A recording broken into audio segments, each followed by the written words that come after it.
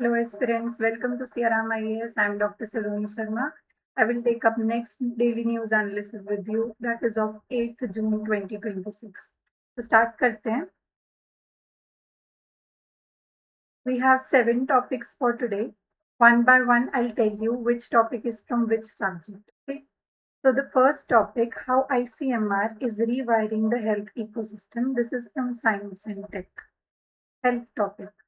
Second topic, not seeking mediation on borders, says Nepal Foreign Minister.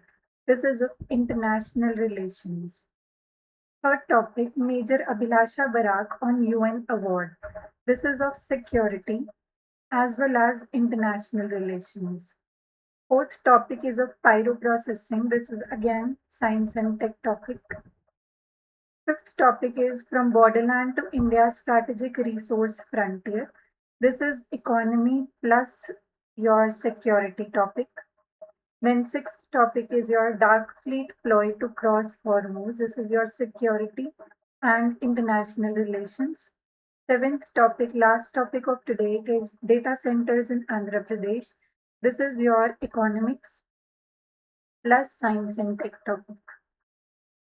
Okay, so we'll start with the session. Taking up the news one by one, I have highlighted the important news of the day. How ICMR is rewiring the health ecosystem. ये आज का हमारा first topic है. ठीक है, health से है, science and tech का टॉपिक है बेसिकली. ICMR क्या है? पहले तो ICMR is Indian council of medical research. ICMR का क्या रोल है हेल्थ इकोसिस्टम को रीवायर करने में, उसको दोबारा से शेप करने में इन अ बेटर सेंस. तो ICMR का रोल देखेंगे इसमें. अपकमिंग टेक्नोलॉजीज क्या हैं जिसकी वजह से हेल्थ इकोसिस्टम हमारा बेटरमेंट की तरफ जा रहा है. We'll discuss that too, okay?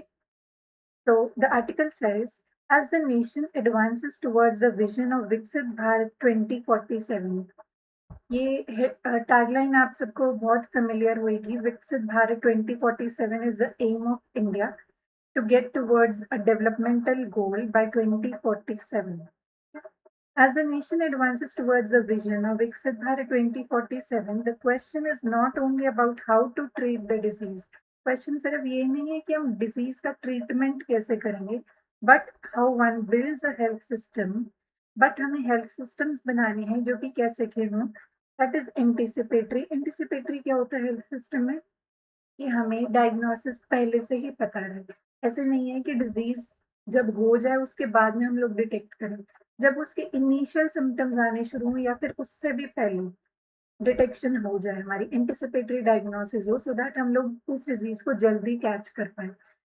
Supposedly आपका कैंसर का डिजीज होता है, अगर स्टेज 4 में जाके पता चले, it is very difficult to cure it. But अगर स्टेजेस फर्स्ट में पता लग जाए, it is an anticipatory discovery. ठीक है, and we can expect a better prognosis and outcome of that. ठीक है, better treatment हो सकता है. That is anticipatory. Equitable. Equitable मतलब affordable and available to everyone. सबके लिए affordable भी होना चाहिए और available भी होनी चाहिए health system. And innovation driven. Innovation driven कैसे? टेक्नोलॉजी का यूज होना चाहिए उसमें. इनोवेशन का यूज होना चाहिए हमारे जो फर्दर हम लोग हेल्थ सिस्टम्स डेवलप करेंगे. Okay, to change with the changing times, they have to adopt some technology.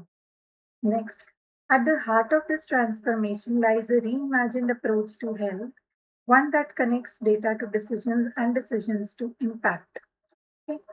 Next, ICMR क्या है? ICMR एक तो ये first thing ministry of health and family welfare के अंडर आता है. ICMR Indian council of medical research, ministry of health and family welfare के under रहता है. ये अब है क्या, इसका काम क्या है? It is India's apex body for biomedical research. Has तो एपेक्स बॉडी है इंडिया की जो कि बायोमेडिकल रिसर्च में हेल्प करती है. अब इसने किया क्या है?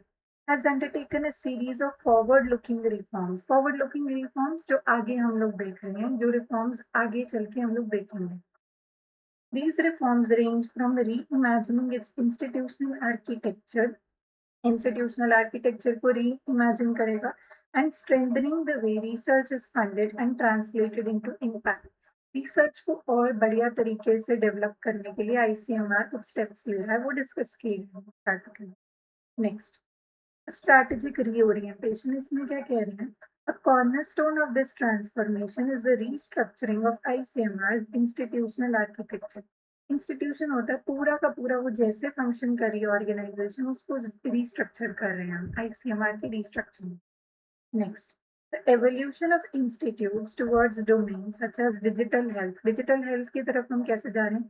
Digital health cards बन रहे हैं अब हमारे पास में, health IDs आ रही हैं, and data science, child health, women's health reflect the changing contours of India's disease burden and technological capabilities. ये सारी रिफॉर्म्स हैं जिसकी तरफ हम लोग जा रहे हैं. इससे क्या रिफ्लेक्ट होता है कि इंडिया अपने डिजीजेस को टैकल करने के लिए टेक्नोलॉजी का इस्तेमाल कर रही है, टेक्नोलॉजी का यूज कर रही है.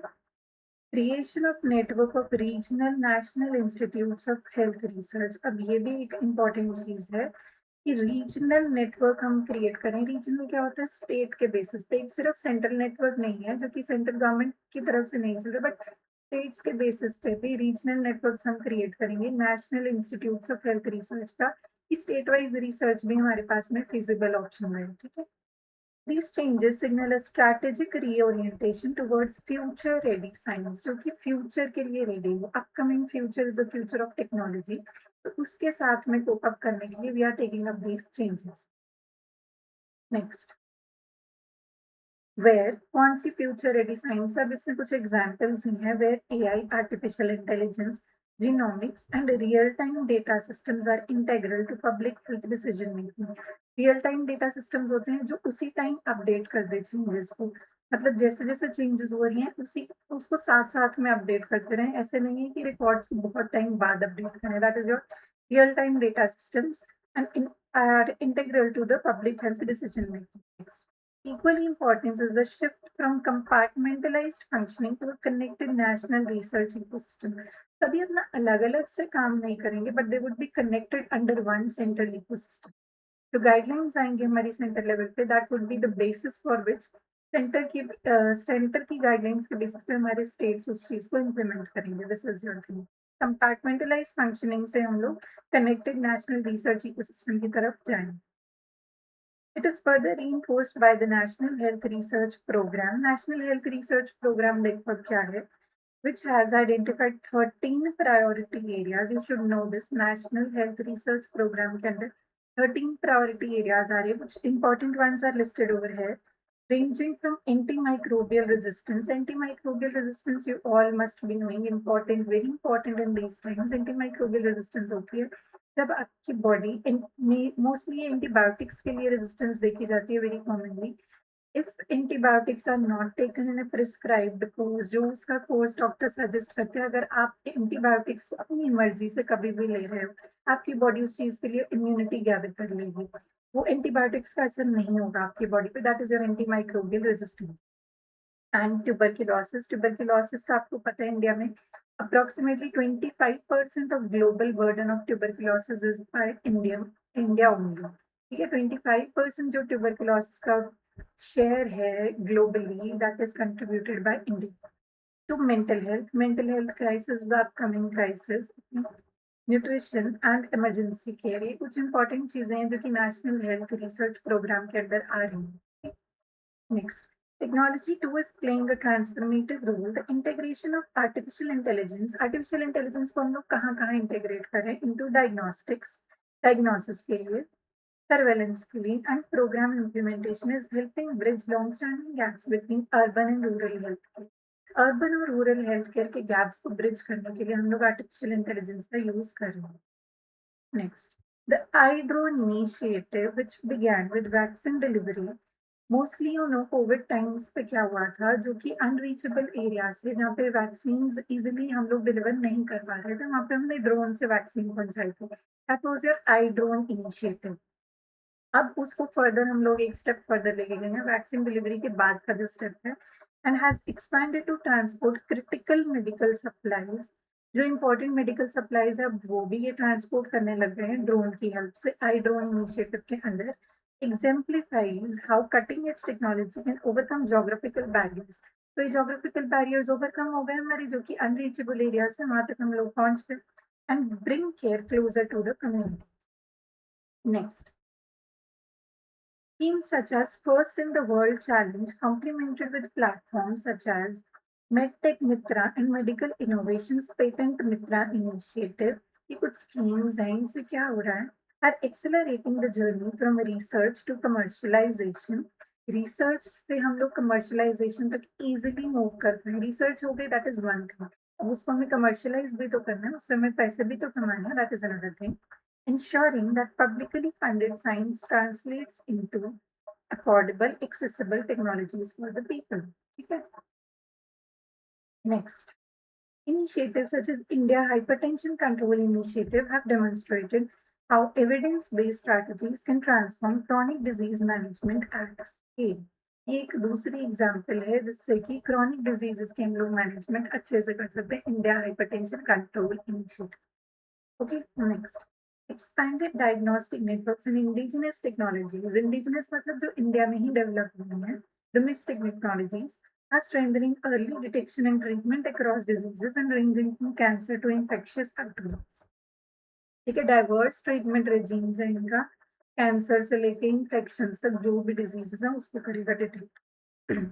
These efforts are closely aligned with the National Health Policy 2017, which emphasizes preventive and promotive healthcare, universal access and quality of life. तो ये नेशनल हेल्थ पॉलिसी है 2017 की, जो क्या क्या एम्फोसाइज करती है, किस चीज पे इंपॉर्टेंस देती है, प्रिवेंटिव हेल्थ केयर मतलब कि डिजीज होने से पहले उसका प्रिवेंशन कैसे करना है, and promotive health care, universal access सबके लिए एक्सेसिबल होनी चाहिए, and quality of care. The ICMR will continue to serve as a catalyst, bringing together researchers. किस-किस को साथ में एक ही प्लेटफॉर्म पे लाएगा ICMR? Researchers को, then clinicians, policy makers and the industry to help build a resilient health ecosystem. तो ये रोल रहेगा आपका ICMR का.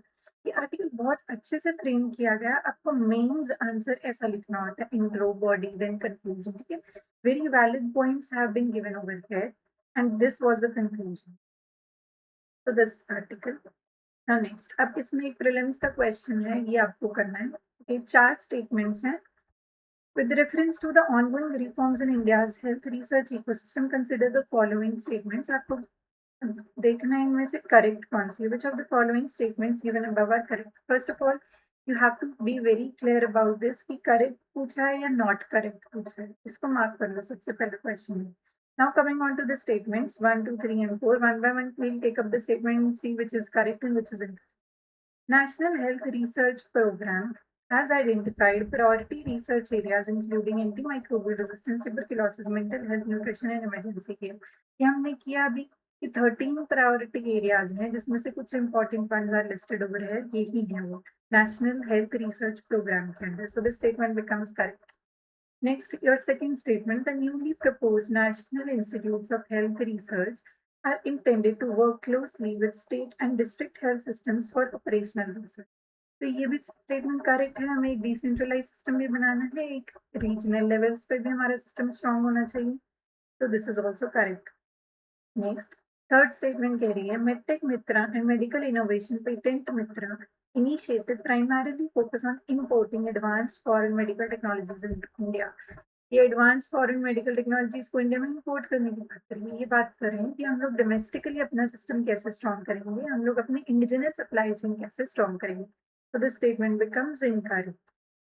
Okay, why? Because foreign imports नहीं चाहिए हमें, डोमेस्टिकली ही हम लोग आत्मनिर्भर बनना चाहते हैं. ठीक है.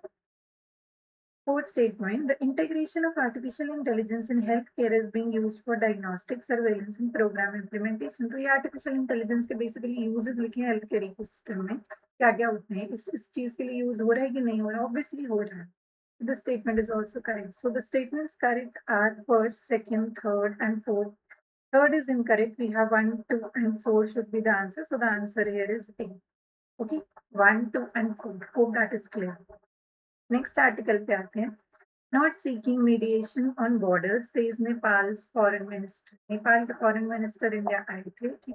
मीडिएशन क्या होता है? मीडिएशन इज कि कोई भी थर्ड पार्टी की हम लोग इंटरफेरेंस नहीं लेंगे बॉर्डर डिस्प्यूट सॉल्व करने के लिए. अब नेपाल और इंडिया के बीच का जो बॉर्डर डिस्प्यूट है, article I have taken up to take that border dispute into consideration. इस पर कभी भी क्वेश्चन आ सकता है. Very important border dispute. तो कौन सा बॉर्डर डिस्प्यूट है अब ये देखते हैं. Claim to the Kalapani Lipulek Limpiadhura Dry Junction in Kathmandu's focus says Khanna. ये फॉरेन मिनिस्टर है नेपाल के, उन्होंने बोला है claim to the Kalapani Lipulek Limpiadhura Dry Junction. This is the border dispute areas. जो इंडिया और नेपाल के बीच का बॉर्डर है वहां पे यहाँ पे डिस्प्यूटेड रहता है। क्या कह रहे हैं आप? Kathmandu is focused on establishing Nepals claim. अब वो फॉरेन मिनिस्टर वहां के हैं, डिस्प्यूटेड एरिया, तो वो तो ऑब्वियसली अपना क्लेम ही उस पर लेंगे। इंडिया वाले कहेंगे हमारा क्लेम है, because it is a disputed area. Kathmandu is focused on establishing Nepal's claim on the Kalapani Lipulekh Limpiadhura junction, tri-junction, and is not asking for mediation by third parties. Third parties की interference उसको नहीं चाहिए इस चीज पे। Nepals foreign minister Shishir Khanal said here on Sunday। तो ये नेपाल के फॉरेन मिनिस्टर हैं। अभी डिस्प्यूट पे देखते हैं कि ये क्या डिस्प्यूट है। The Kalapani dispute is an ongoing territorial conflict between India and Nepal regarding a 35 square kilometer region. कहाँ पे है वो रीजन? सिर्फ 35 स्क्वायर किलोमीटर का रीजन है, वहां पे कंफ्लिक्ट है। In the Pithoragarh district of Uttarakhand, India, located near the Tri Junction, किसका ट्राई जंक्शन है? With Tibet and China.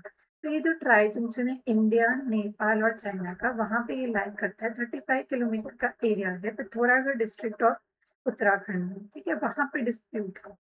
The disagreement कहाँ से स्टेम करा? Disagreement stems from differing interpretations of the Kali Mahakali reverse origin. Kali river है जिसको Mahakali river भी बोलते हैं, उसके ओरिजिन पे डिस्प्यूट है। विच सर्व्स, ये जो काली रिवर है क्या सर्व करता है? Natural border under the 1816 treaty of Sugauli. Britishers ने साइन की थी ये ट्रीटी नेपाल के साथ में, under the 1816 treaty of Sugauli. वहां से ये डिस्प्यूट ओरिजिनेट करता है। काली के ओरिजिन पे वो डिसएग्रीमेंट क्या है वो देख लेते हैं। इंडिया की पोजीशन क्या है, फिर नेपाल की पोजीशन देखेंगे। तभी डिस्प्यूट है कि इंडिया की पोजीशन कुछ और है, नेपाल की पोजीशन उस चीज पे कुछ और है। इंडिया कह रहा है कि वो एरिया हमारे अंडर है, क्योंकि that area strategically important area, जो ट्राई जंक्शन है दैट इज इंपॉर्टेंट एरिया, काला पानी का एरिया। बट नेपाल कह रहे हैं कि वो एरिया उनके अंडर है। देख लेते हैं इंडिया की पोजीशन क्या है। इंडिया एडमिनिस्टर्स द काला पानी reason and asserts that Kali River originates from a series of streams in the Kalapani area. Historically and administratively, India considers Kala Pani an integral part of its territory. तो India consider करता है कि काला पानी उसका part. Nepal क्या कहते हैं? Nepal claims the river originates for the north west. Nepal कहता है कि कुछ नॉर्थ वेस्ट में रिवर ओरिजिनेट करता है, और ये जो सारा एरिया हो गया वो सारा नेपाल की टेरिटरी के अंदर आ गया, ठीक है। At Limpiadhura and considers Kalapani along with Lipulekh and Limpiadhura to be part of its Sudar Paschim province. Nepal कहते हैं कि उसका पार्ट। या India considers the region of the river to be north eastward. तो इंडिया कहता है कि ये इंडिया का पार्ट है, बट नेपाल कह रहा है कि नॉर्थ वेस्ट से ओरिजिनेट कर रही है रिवर, एंड वो नेपाल का पार्ट है। तो एक पिक्चर के थ्रू भी अंडरस्टैंड करते हैं। See, this is a tri junction which is in trouble. Tri junction between China, Nepal and India.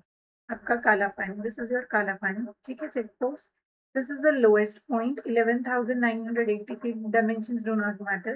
Then the highest point is your Lipulekh Pass. Okay, this is your Dharachula district of Uttarakhand. Now, Nepal has two tri-junctions with India and China. The one in dispute now is Lipulekh at Kalapani at the border of Uttarakhand with Nepal. In 1816, the Sugauli Treaty signed by Nepal and British India identified Kali River as Nepal's boundary with India. यहाँ से ये dispute originate कर रहा है काली river के origin से। नेपाल क्या claim कर रहा है? The river to Kala Pani is west is the main Kali and this Nepal has territorial rights to. West side में कौन क्लेम कर रहा है? नेपाल। ईस्टर्न साइड पे इंडिया है। India holds that a ridge line to Kalapani is east is the border, thus Kalapani falls within its territory. So this was about the dispute. Hope that is clear. Next article is your United Peacekeeping Mission. ये article इसलिए लिया है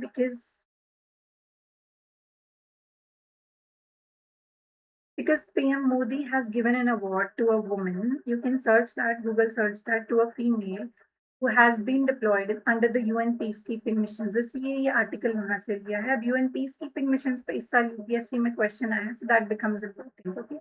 UN peacekeeping missions होते क्या है? UN peacekeeping missions are multi-dimensional deployments of military, police, and civilian personnel tasked with maintaining global security, protecting civilians, and navigating conflict zones towards the lasting peace. ये multidimensional deployments हैं military, police, civilian personnel के भी tasked with maintaining global security, protecting civilians, and navigating conflict zones towards lasting peace. Authorized by the UN Security Council, these operations rely on the principles of consent, impartiality, and the non-use of force except in self-defense. वैसे non use रहता है force का except for the situations of self defence के लिए आप लोग force use कर सकते हो otherwise it would be non negotiable peace ही रहेगा ठीक है just give me a second I add that image over here जो कि अवार्ड मिला है just give me a second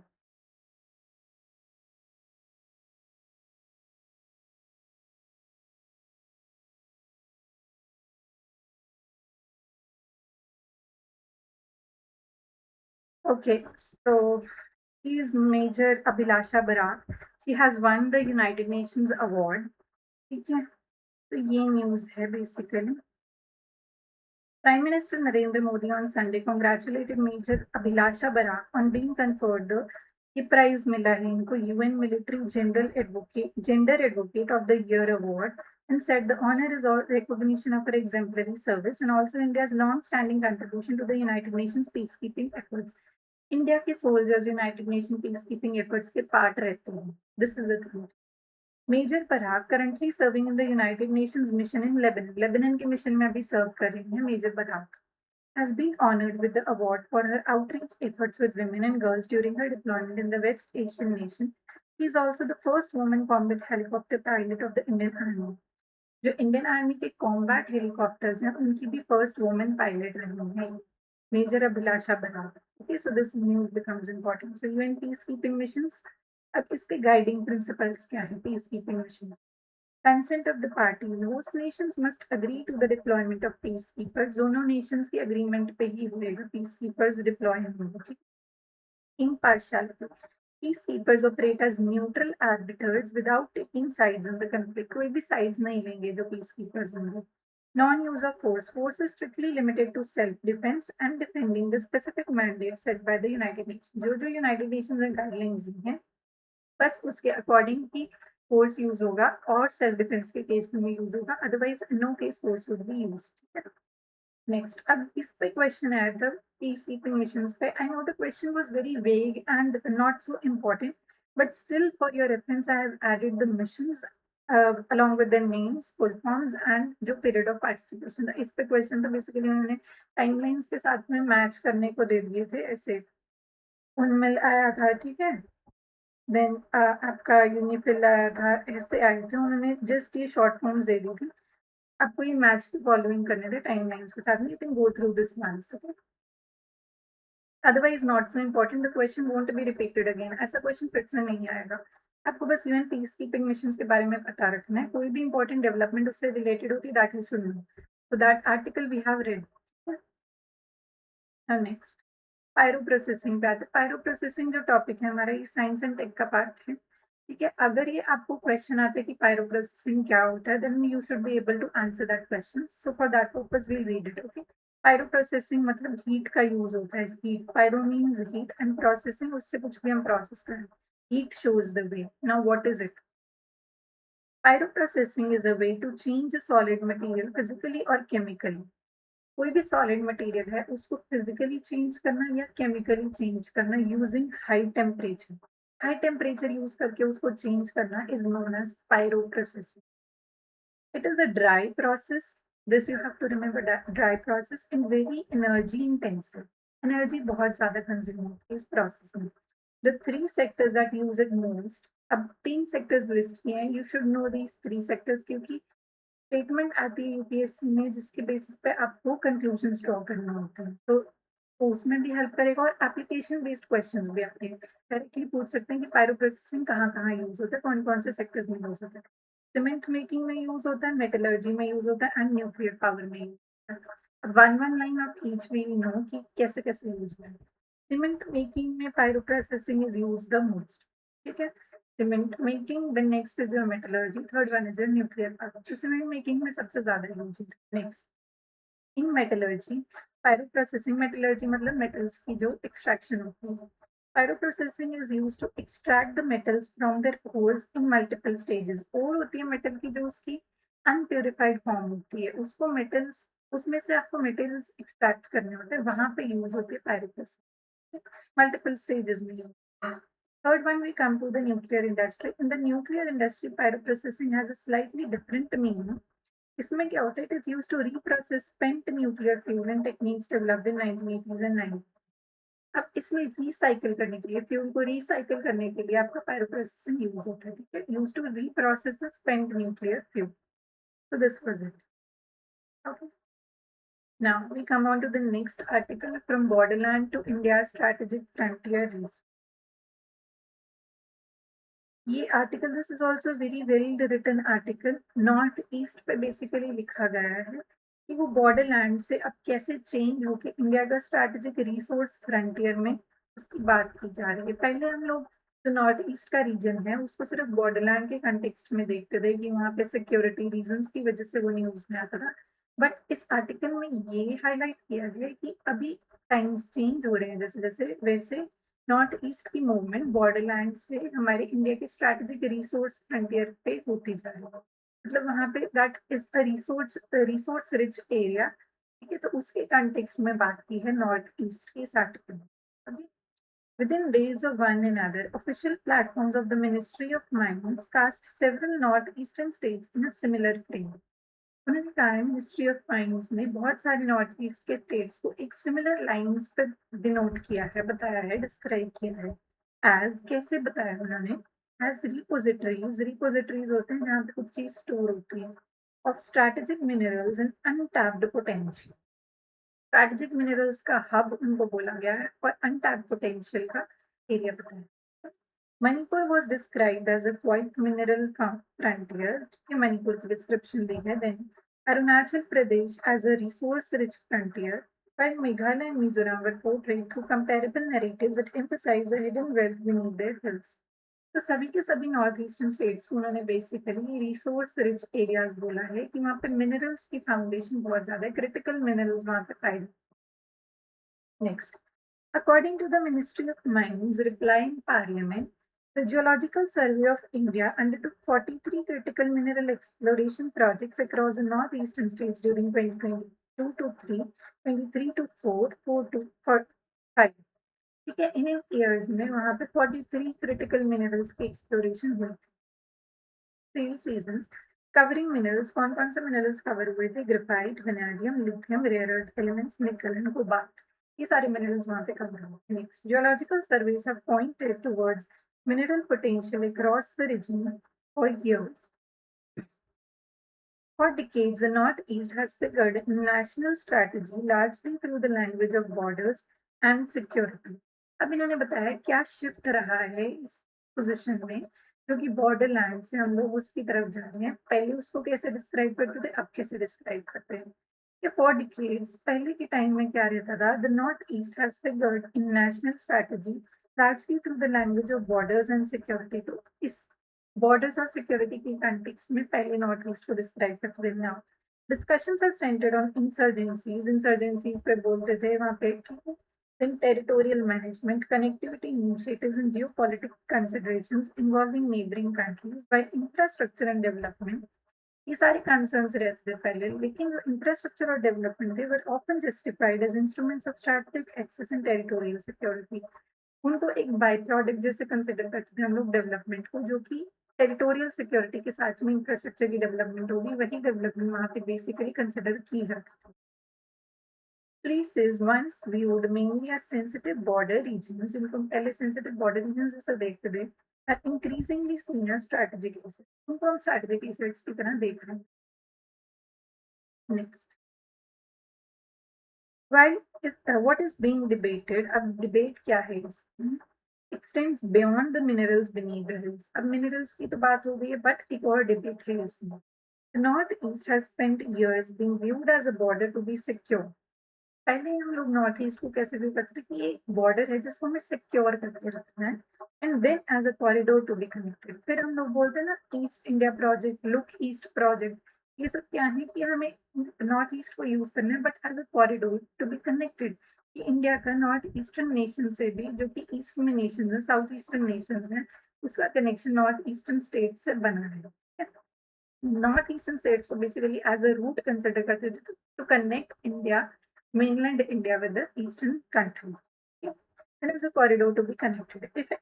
If it now begins entering national imagination as a landscape of strategic resources, but हमने अपना narrative change किया है and we are seeing it now as a landscape of strategic resources. The question is whether this new frontier will finally include the people who already inhabit it. अब कह रहे हैं कि question ये चीज आएगी कि अब जो नैरेटिव सेट हुआ है, नरेटिव हम लोग बोल रहे हैं कि अब न्यू रिसोर्सेज वहां पे फाउंड हो गए, but will they include people also on the ground और merely assign another purpose to the land beneath their feet. Basically author ने ये कहना चाह रहा है कि अब ये जो इनिशिएटिव है, this is a very good initiative कि मिनरल्स की तरफ देख रहे हैं हम लोग, नॉर्थ ईस्ट को as a mineral resource rich area देख रहे हैं, but along with that people also need to be connected and feel that they are also being developed. People should also be the part of this development. This was about this article. अब इस पे basically this was means oriented article basically, ठीक है? So this is one question which you need to attempt. ठीक है? Attempt this question, write a 250 word answer to this based on this article. Read this article again, try to answer this question. The question, I'll read it for you. The emergence of critical minerals has transformed the strategic significance of India's northeast region. Critical minerals की emergence से north east region की transformation आई है. Discuss the opportunities and challenges associated with developing the Northeast as strategic resource frontier. So you need to write an answer to this and towards attempt. Now we'll come on to the next article, which is from Indian Express. Shipping the article है why energy tankers are losing risky dark fleet ploy to cross the Hormuz.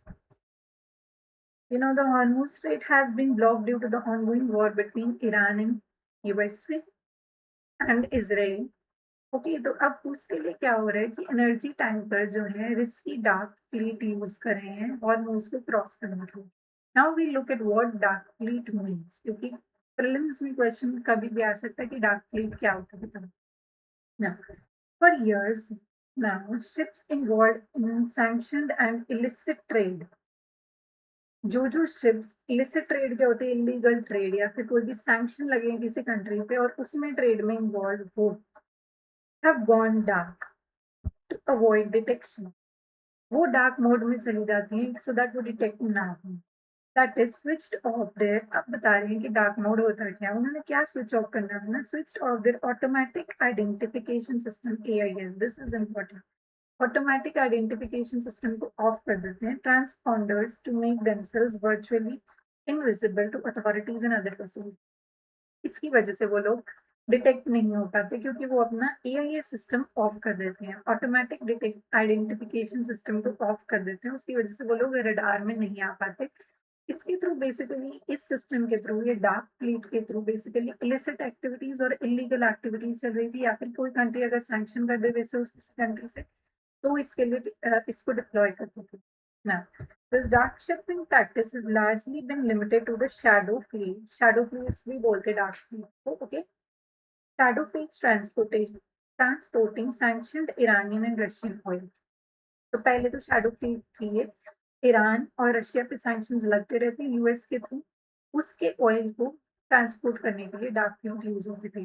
But as the UN Iran war drags on, this is UN और Iran का war और continues हो ही जा रहा है और पीछे चला जा रहा है. For energy tankers looking to sail through the blockaded Strait of Hormuz, avoiding detection is increasingly becoming a necessity. This has brought this risky tactic out of the margins. अब ये क्यों डिप्लॉय हुआ है डार्क फ्लीट इस time में Hormuz strait cross करने के लिए, उसके रीजंस दिए हैं क्योंकि ईरान और यूएस की वॉर प्रॉन्ग हो रही है, इस वजह से अब टैंकर्स को तो वहां से निकलना है, इसलिए लोग डिप्लॉय करें डार्क फ्लीट.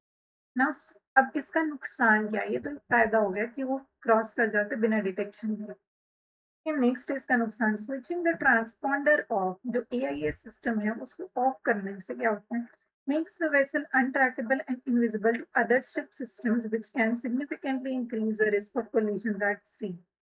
अब उसको बाकी की शिप्स भी नहीं दिखती हैं। एआईआई सिस्टम अपना ऑफ करके बाकी की शिप्स जो आस-पास होती हैं वो भी उनको नहीं दिख पाती, जो भी शिप ने अपना ऑफ किया है। डार्क मोड में जो भी शिप गई है उसको बाकी की शिप्स भी नहीं दिखेंगी। This risk becomes even greater in crowded waterways such as the Strait of Hormuz. अब इससे एक्सीडेंट्स होने के चांसेस बढ़ जाते हैं। स्ट्रेट ऑफ हॉर्मूज कह रहे हैं ऑलरेडी क्राउडेड एरिया है जहाँ पे शिप्स का ट्रैफिक बहुत ज्यादा रहता है।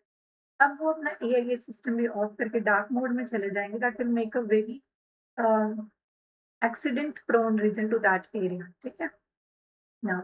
अब इंडिया बाउंड शिप्स की बात की, इंडिया बाउंड शिप्स भी इसी का पार्ट है। India depends heavily on the Strait of Hormuz with over 40% of its oil imports. This becomes important point. India का 40% oil import and 60% LNG imports, LNG is your liquefied natural gas की imports, and 90% of its LPG imports coming through this narrow pass. ये quantities में India के resources straight of Hormuz से आ रहे हैं। 40% oil के import हो रहे हैं, 60% एलएनजी के इंपोर्ट हो रहे हैं, 90% एलपीजी इंपोर्ट हो रहे हैं हॉर्मूज के स्ट्रेट से। Many of the energy cargoes that have reached India via Strait of Hormuz over the past 3 months went dark as it crossed the strait. जो भी अभी कार्गोज वहां से आए हैं लास्ट 3 मंथ्स में, मोस्टली वो लोग डार्क मोड में चले गए थे and then they cross the strait. AIS system उन्होंने अपना टर्न ऑफ कर दिया। ठीक है, देन देखिए this was about this article. Some more information about this. The dark fleet or shadow fleet refers to an escalating global armada of older, substandard and inadequately insured oil tankers। ये होते हैं dark fleet या shadow fleet. Escalating global armada of older, पुराने सब standard, जिनको कह रहे हैं कि अब ये यूज के लिए गुड इनफ नहीं है, सब स्टैंडर्ड है। ठीक है, and inadequately insured oil tanker. These ships deliberately मतलब जानबूझकर डिप्लॉय करती हैं deceptive shipping practices such as disabling their automatic identification system, AIS system को टर्न ऑफ कर देते हैं, ट्रांसपॉन्डर्स टू गो डार्क। ठीक है, spoofing GPS data, changing flags of convenience frequently, and conducting risky mid-ocean ship-to-ship transfers क्यों करते हैं? To mask the origin of their cargo and circumvent unilateral or international economic sanctions, primarily involving oil exports from nations like Russia, Iran and Venezuela, जिन पे sanctions लगते हैं mostly उन nation से oil वगैरह import करने के लिए ये टेक्नोलॉजी यूज करते हैं, डार्क डार्क शिपिंग की। ठीक है, डार्क मोड में चलता है। Now one practice question. Prelims के point of view से, with reference to international maritime trade, the term dark fleet or shadow fleet recently seen in the news is best described by which of the following statements? So you have 4 statements, you have to pick out the correct one. First statement, a dedicated fleet of deep sea naval vessels deployed by nations to map uncharted underwater trenches and mineral wealth. इसके लिए use होता है क्या वो कि mineral wealth को उन्हें detect करना है? नो, देन तो वो नॉर्मली भी जाके कर सकते हैं। ठीक है, तो वो उनको डार्क जाने की क्या जरूरत है? Okay, so this option is wrong. Second, second छोड़ दो, थर्ड पे आ जाओ। An international coalition of merchant ships operating under the International Maritime Organization to combat piracy in the Horn of Africa. African horn में piracy combat करने के लिए इसमें यूज होता है क्या डार्क शिपिंग में? This is also wrong. Third, a specialized fleet of autonomous research ships utilizing artificial intelligence to track global illegal, unreported, and unregulated fishing. Fishing के context में use हो रहा है। Now come on to the B option, which is the correct option left for us. Okay, a decentralized network of aging, पुरानी, जो कि बहुत पुरानी हो गई है, often uninsured commercial vessels used to transport commodities to evade international sanctions. International sanctions को evade करने के लिए use। Okay, so this is the answer. Now, next, last article for today. Inside Andra's AI ambitions. Andhra Pradesh की AI ambitions. This article is so much in news क्योंकि बहुत बड़ा plant लगने जा रहा है आंध्र प्रदेश में AI का, डेटा सेंटर्स का basically. Why Andhra Pradesh plans to let the data centers buy and distribute own electricity? अब आंध्र प्रदेश गवर्नमेंट ने क्या किया है? डेटा सेंटर्स को बाय और डिस्ट्रीब्यूट करने के लिए अलाउ किया अपनी खुद की इलेक्ट्रिसिटी। पावरिंग ग्रोथ, पहले तो इस पे आते हैं, क्या न्यूज क्या है बेसिकली आंध्र प्रदेश में हो क्या है। Andhra Pradesh is leading the race to become a major data centre hub among the Indian states. ठीक है, डेटा सेंटर हब बनने की रेस में है, सबसे आगे चल रहा है इसमें। गूगल ने सेटअप किया है, setting up a 1 gigawatt data centre campus, कहाँ पे? In Visakhapatnam, in one of the largest such projects in the country. Okay, so you must know the place and कितने वॉट का प्लांट है। 1 गीगावाट का plant है आंध्र प्रदेश में, Visakhapatnam. The state is also planning to create a 5 gigawatt of data center capacity in Visakhapatnam alone in the coming future. The country's installed data center capacity currently stands at around 1.2 gigawatt but is estimated to quadruple by 2030. इस time पे फिलहाल currently India की जो data centre capacity है that is around 1.2 gigawatt, but 4 times हो जाएगी, quadruple मतलब 4 times हो जाएगी बाय 2030, ये एस्टिमेट है ना। अब इस चीज पे आते हैं कि आंध्र प्रदेश ने ये जो प्लान किया है कि डेटा सेंटर्स अपनी खुद की इलेक्ट्रिसिटी बाय भी कर सके और डिस्ट्रीब्यूट भी कर सके। What is this? Data centres the massive facilities that power artificial intelligence. जो आर्टिफिशियल इंटेलिजेंस होती है उनकी जो पावर आती है वो डेटा सेंटर से ही आती है। Are among the largest consumers of electricity in an economy. Electricity बहुत ज्यादा चाहिए होती है एआई को वर्क करने के लिए, एआई के डेटा सेंटर्स को वर्क करने के लिए दो चीजें चाहिए होती है, electricity and water. Two things are major requirements. Okay. As the AI boom drives up the demand for computing power, governments are increasingly being forced to rethink how these facilities access and produce electricity. उसकी demand जैसे जैसे बढ़ रही है उसके लिए government को सोचना ही पड़ रहा है कि अब इनकी इलेक्ट्रिसिटी की हम नीड्स कैसे पूरी करें। उसके लिए for that very purpose, the Andhra Pradesh government, which has lofty AI ambitions for the state, बहुत बड़े ambitions है, देख लिया हमने क्या क्या करना है आंध्र प्रदेश में, has announced a first of its kind policy move to address this issue. Let data centers function under the tag of a power distributor. क्या उन्होंने अलाउ किया कि डेटा सेंटर्स को एज पावर डिस्ट्रीब्यूटर्स फंक्शन करने देंगे by granting them a deemed distribution licence. This is important, deemed distribution licence दे देंगे उनको और ग्रांट कर देंगे कि इलेक्ट्रिसिटी पावर डिस्ट्रीब्यूटर्स वो बन जाए। नाउ डीडीएल्स क्या होते हैं? Deemed distribution licences. अब कह रहे हैं कि डीम्ड डिस्ट्रीब्यूशन लाइसेंसेस और DDLs are not a new concept in India's electricity framework. नया कांसेप्ट नहीं है, ऑलरेडी एग्जिस्ट कर रहा है। They have largely been issued to government entities, special economic zones. पहले किस किस चीज के लिए यूज होता था? Ports, airports and industrial enclaves, इन चीजों के लिए यूज होता है। Even the railways until recently was a deemed distribution licensee for around a decade. अब फिलहाल रेलवेज नहीं है, रेलवेज अब इस चीज से बाहर है, but for a decade recently, until very recently, railways was also part of this DDL system. Extending such a license to private data centers developers is a major departure from the norm. अब Google is a private company, अब उसके लिए जो ये license extend किया है, this is a major departure from the norm.